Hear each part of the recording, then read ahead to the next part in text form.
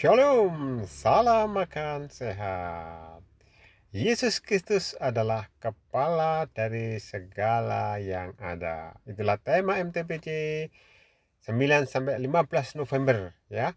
Diambil dari Efesus 1 ayat 15 sampai 23. Nah, temanya diambil dari ayat yang 22.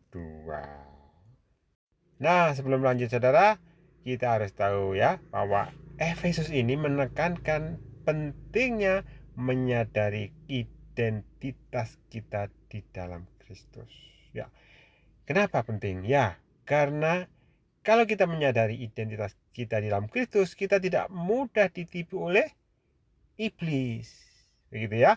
Nah, sebenarnya identitas itu apa saja ya? Antara lain adalah kita ini sudah ciptaan baru. Kita ini sudah diselamatkan. Ya, kita harus sadar.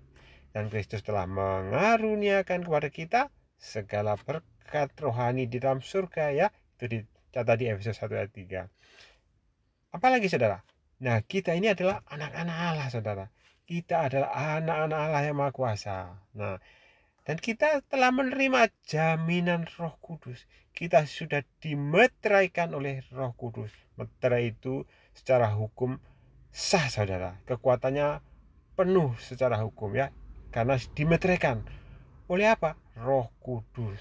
Sebagai bukti apa? Bukti bahwa kita adalah miliknya. Milik Allah. Dan kita punya bagian warisannya saudara. Kita bisa lihat di Efesus 1 ayat 13 sampai 14. Oleh karena itu jangan kita mau ditipu oleh iblis saudara. Nah, itulah identitas kita di dalam Kristus ya. Kristus itu adalah anak Allah yang maha tinggi ya. Itu dicatat di dalam Lukas 1 ayat 32. Salah satunya saja ya. Ia juga adalah kepala dari segala yang ada. Nah, ini yang menjadi tema MTPJ minggu ini saudara.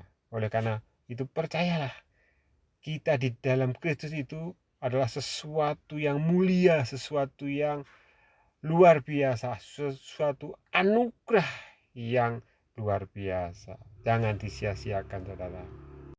Efesus 1 ayat 22 berbunyi seperti ini. Dan segala sesuatu telah ditaklukkannya di bawah kaki Kristus ya. Segala sesuatu ya, semua segala sesuatu. Dan dia telah memberikan kepada jemaat sebagai kepala di atas segala sesuatu saudara. Nah, disinilah Paulus mengungkapkan bahwa Kristus adalah pusat otoritas. Dengan menggunakan kata kepala tadi ya, pusat otoritas dan kepemimpinan atas segala sesuatu. Ini menunjukkan bahwa Kristus memiliki posisi utama dan berkuasa atas segala ciptaan. Tidak hanya berkuasa atas manusia, termasuk ciptaannya. Makanya dia bisa menghardik gelombang, angin, dan lain-lain. Dia bisa hardik karena dia berkuasa atas segala ciptaan. Ya, jadi itulah Yesus Kristus saudara. Kalau disebut Yesus Kristus adalah kepala dari segala sesuatu, memang tidak salah. Karena apa? Karena sebelum manusia ada, bahkan sebelum bumi ada, langit ada, segala sesuatu ada, Yesus sudah ada. Makanya disebut kepala segala sesuatu. Karena apa? Karena segala sesuatu diciptakan melalui firman, melalui Yesus Kristus. Itu dicatat di Yohanes 1 ayat 3 saudara. Segala sesuatu dijadikan oleh dia, dan tanpa dia tidak ada sesuatu pun yang telah jadi dari segala yang telah dijadikan. Jadi Yesus Kristus adalah kepala segala sesuatu itu karena apa? Karena otoritas saudara. Sebagai kepala, Kristus memiliki otoritas tertinggi baik di surga maupun di bumi.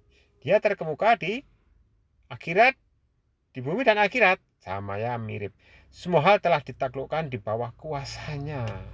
Ya, selain itu Ini juga ada hubungan dengan jemaat, saudara. Jemaat atau gereja diumpamakan sebagai tubuh Kristus, di mana dia atau Yesus Kristus adalah kepala. Ini menggambarkan bahwa gereja seharusnya hidup bergantung pada Kristus dan di bawah bimbingannya. Nah, penggambaran Kristus sebagai kepala juga menunjukkan pentingnya kerukunan dan kesatuan dalam gereja, di mana setiap anggota memiliki perannya dan harus berfungsi sebagai satu tubuh di bawah kepemimpinan Kristus. Oke, saudara, Tuhan Yesus memberkati.